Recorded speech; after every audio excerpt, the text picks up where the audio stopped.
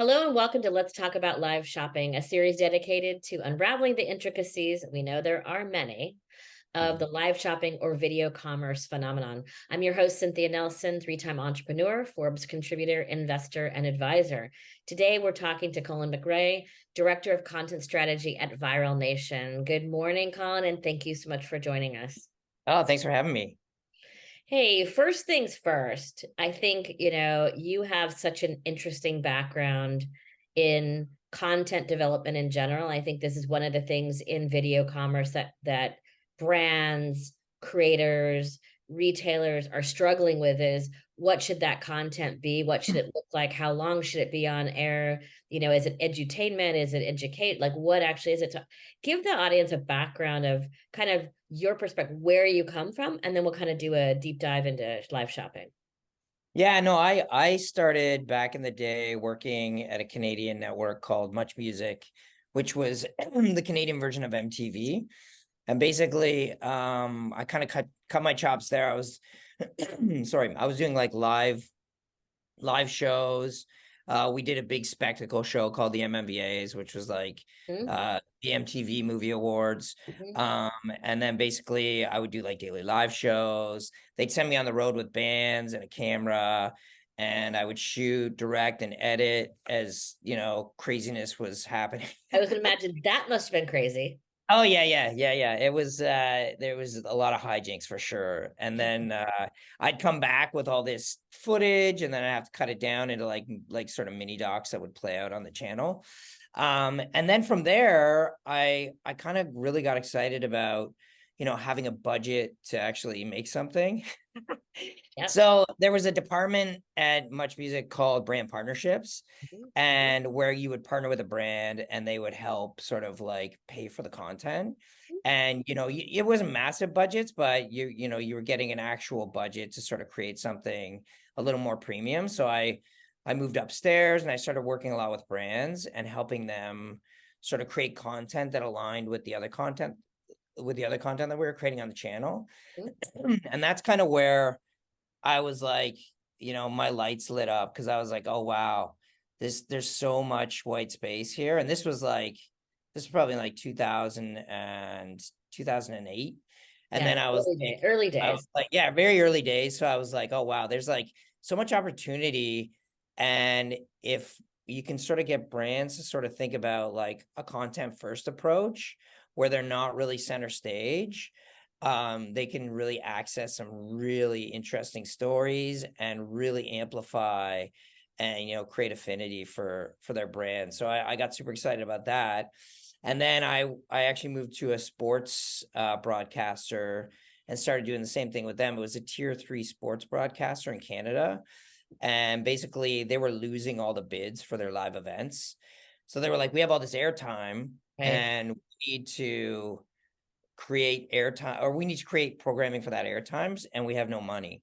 Mhm. So we started bringing in brands, partnering with brands. They were creating shows. We ended up working with P&G and doing a massive like countrywide search for Canada's next sportscaster, which they ended up renewing for like 6 years, and brought in a whole new type of business to this sports network.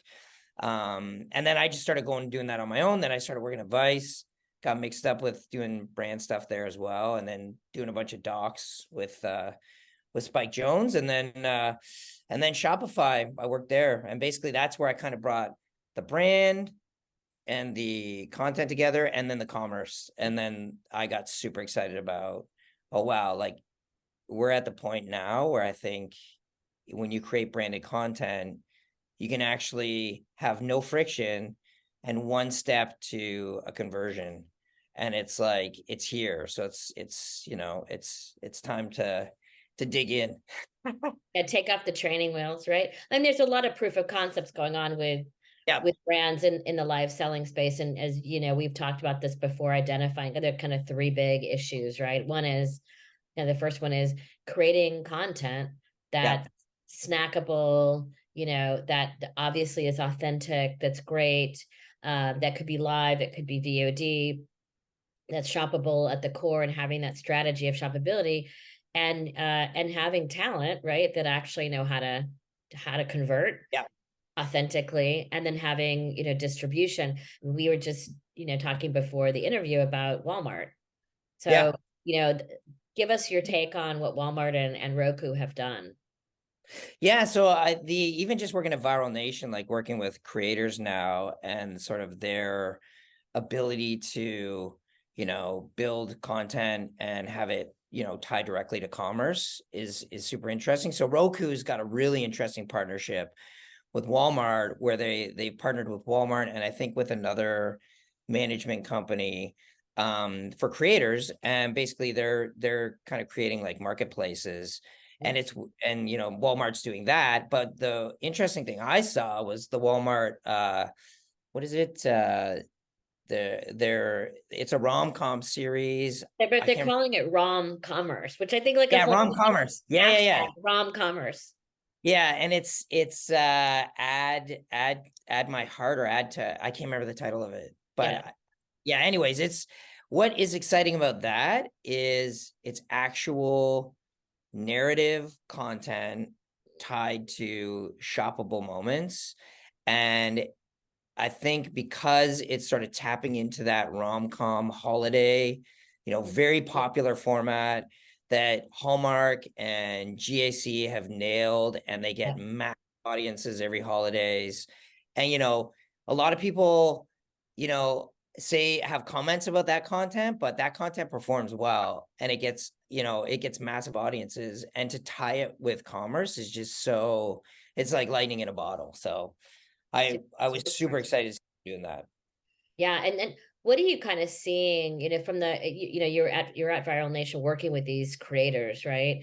And they're gamers, there's a lot, you have a lot of different types of creators in there, but what do they think of live commerce and their ability to move into that realm as kind of like a next way to earn revenue, frankly, right? Make money. Yeah, I think they're looking at it as like a new revenue stream. Like basically, if you're a YouTube creator, you have AdSense, which actually, per the amount of views you get, per subscriptions, will get you some money. Not a massive amount. Then there's sponsorships, Right. where brands actually just they pay for your content, or they pay a percentage of your content to actually integrate their brand into your content. Usually they're kind of clunky, Yeah. but I think the way that they're looking at the live commerce is like they've built this audience, or they can build an audience, and then basically they can monetize that audience in a few ways. And one of the ways is by creating their own merch line or creating their own product Mhm. that, again, sort of like based on their point of view.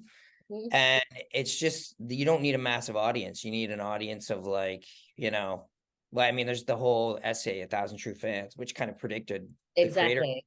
Exactly. Yeah, so you need a very engaged audience.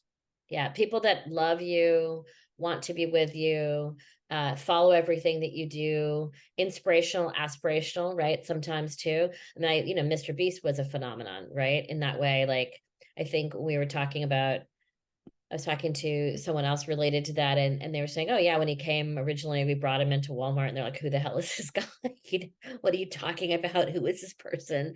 And like, look, this is like 7 years ago. Like, look, he just did this hamburger at Yeah. this random place, a Mr. Beast burger at this random hamburger stand in like the middle of nowhere, and people drove like 12 hours to Yeah. go there to eat the hamburger. Like that was the pull that he had to do that. And I see those kind of YouTubers and TikToker becoming like those next Yeah. KOLs, right? Not all of them are great sellers, like not all of them are, but there's a whole way to kind of bring them into this genre of video commerce that I think could be super compelling. And frankly, they'd reap maybe more money than they're making on their content channels currently. Oh yeah, and we actively work with celebrities, athletes. And again, there's always going to be sponsorships Right. for their content. Like we're building their YouTube channels, and like Right. their other, licensing their content elsewhere. But I think like the long play for them is create a product Mhm. and sell that product. And Yeah, you because don't your margin is like, right? Yeah. it's all to you. You don't have to pay a retail margin. You'd have to, and you get somebody who can fulfill it, right? You hook up with a drop shipper, you put the products there, and you could even do, if you have a big enough audience that's very engaged with you, you could do a pre-sale. Yeah. Oh yeah. Okay, Drops. go on and do pre-sale or drop, so right away it's there. You need 500 units because you have 500 pre-sales already ready in the bank, ready to go, and you create the products, and then you start Yeah. selling that whole way of kind of test marketing what will resonate, authentically with that creator is interesting. Yeah, and I think that's the model that I get excited about, where it's like the build, you scale an audience, and then you monetize that audience. And I think it's kind of flipped the old model that I used to work in, where it was like, Yeah. you know, build your product Yeah. and then try and build an audience around that product. And it was very brand centric, Yeah. which, when you watch that kind of branded content, Yeah. this young generation, I mean, anyone basically picks up on it, Yeah. and it's generally not good. It's It's not, watered down. it's Yeah. feel, but brands spend, billions of dollars creating new products, and it's like the second coming when they release them, right? Because they've spent so much time and energy creating them. But it has to come across in a way that's authentic to the consumer. And I think any consumer, like I'm in the baby boomer, like kind of end of that, era. So I'm like way on the other side. But the Gen Z, right, that have grown Yeah. up, this is the phone, sorry, in their hand, right? This is the communication tool. This is where they get entertainment. This is where they talk to their friends. This is how they communicate. Like that, and the authenticity of people that understand that medium has to come Yeah. through. And I think they're also, I think everybody, not everybody, but many, many people, regardless of generation, are also looking for authentic brands that do good, that are aligned with their values. Whatever their values are, they want brands that are aligned with their values too. And I think that's an interesting for kind of the creator side, right? Yeah, and I think like just on a branded content front, like even just when I worked at Shopify, what we were doing was we were creating film and television, and we would always approach it in a way that we would give, if we were doing a documentary film, like Mm. the filmmaker gets final cut, Yeah. and the filmmaker is going to create something that they have a vision for, or else it's just going to be, a puff Right. piece. Right. So, but I think like that's every brand baseline now, you need a point of view, Yeah. and why, like, why are you doing stuff? And then once you have that, then especially if you're getting into social commerce Mhm. or live selling, it's such a powerful tool because you can do 3 in 1. You can, create affinity for your brand. If you're creating good content, Mhm. you can convert a sale, and you can, like, that conversion can actually go towards your marketing budget, so it Yeah. actually could come to your marketing budget, so it's actually campaign, so essentially you could zero out on your marketing budget, and Mhm. that's at start. Eventually you're going to monetize your Right. marketing. Right. Which I think is kind of coming. Yep. Hasn't quite gotten there yet. Um, if you had a crystal ball, I always love this question because I always want to see like what's going to happen. What do we think is going to happen next year? What would you say are kind of the big thing from your perspective, because you're really on content and creators, and what do you see as something to really look for in 2024? I think you're going to see a lot of like creators moving into this space and doing like, because they're built for it. They're built like what a lot of the bigger brands, just having conversations with them, sort of get hung up on is like they'll do an experiment, Right. and they'll do one experiment, Yeah. and then basically they'll say, "Oh, it didn't work. We didn't get much of an audience." Like, no, you have to approach it with that creator mindset where you're like, "We're gonna do 50 of these, Right. and each one is going to inform the next, and Yeah. we're gonna that flywheel, we're gonna create that feedback loop, and then each one's gonna be more powerful." And I think once the big brands realize that, I don't know if that's gonna happen this year, it's gonna happen eventually, then I think they're gonna start really sort of realizing how powerful this is as a tool to market and convert. But I think you're gonna see a massive movement of creators and small to mid-sized businesses get into this space. Yeah, it just feels like, again, not all creators are great at converting sales, but they're going to learn, right? They're going to learn. There's places to get training. They can watch. There is a model for calls to action, or they can team up. I also see like, having them teaming up with somebody who happens to be great in the beauty space, for example, right? Teaming up with somebody who's an expert in beauty. And so they can tell their authentic story Yep. and be that CEO, creator, passion powerhouse, and have someone else who's pulling data out of them and able to help do those calls to action and convert the sales, right? Yeah. Or Yeah. And I think, even two creators together that are literally bouncing things off. I mean, that always, interview wise, has always been really fun and great. oh yeah, no, I totally agree. And I think like you look at like Talk Shop Live and how they've approached things, and they're probably the one that I'm watching that is kind of really, you know, realize like, okay, we get someone who's got an audience, we bring them over here. They've got a project that is, getting some buzz. We can feed off of that, and then we can create, an interesting, you know, live moment that people will want to be a part of on top of just to buy the product at whether if it's a discount or not. Right. And they have all the kind of those distribution partners now too. Yeah. So distributing content outside of your own personal kind of ecosystem is, and I know they have a lot of celebrities on it, but I know there's a lot of smaller creators that use it too. Yeah. Yeah. And I think when we were talking about it before, like, all the like NBC's getting into this space. Roku is already very well on their way. Yeah, there's going to be some really interesting launches from them.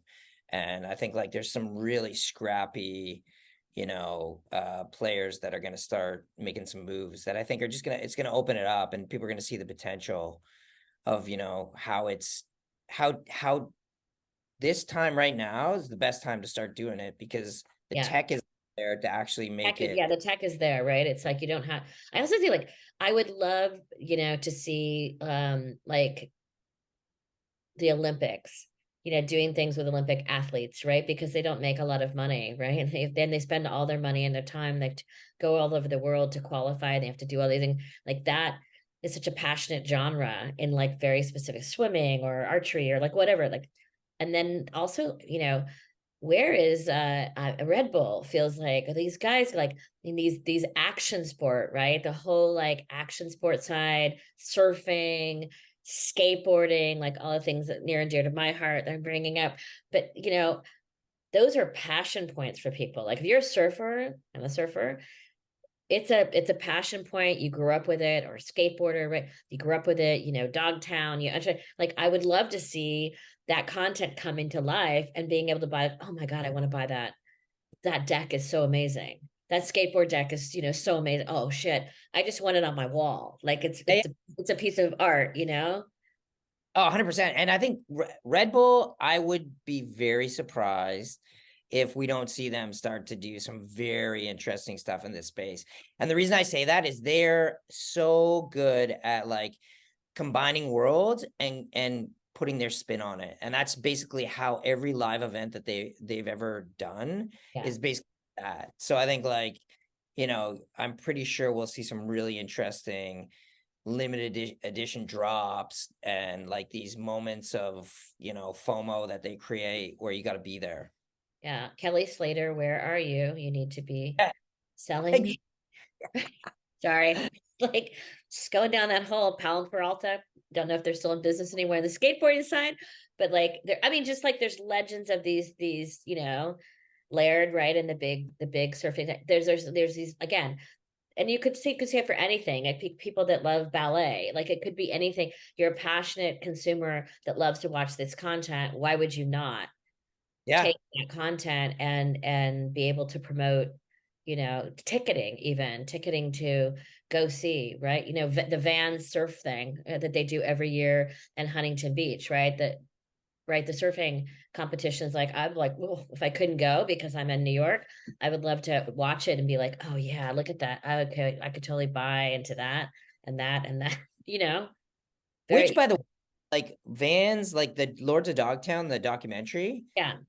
was funded by Vans. Yeah. And I didn't even know that. And I remember after I watched, I love that movie. And it was like, I remember I was like, I got to go get a pair of old school Vans. And so it totally worked. The Van Dorens is who they are. They lived in my neighborhood Yeah. in California. Yeah, growing up, they lived in our neighborhood in our track, and then all of a sudden they moved out and they moved right to the beach. Right? Yeah. They started making a lot of money. Like, oh, okay, now we're all wearing Vans, right? Like, oh, yeah, that's where that came from.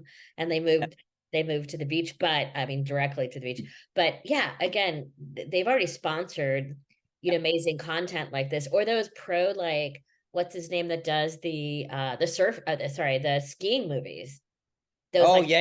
alpine ski, like they again, like it's really cool to watch if you love skiing. It's like really fun to watch. They're epic movies, but there's product, and not Yeah. product placement, but just like opportunities to talk to the skiers afterwards, and if they have something that you really like, or snowboarding, another one, right?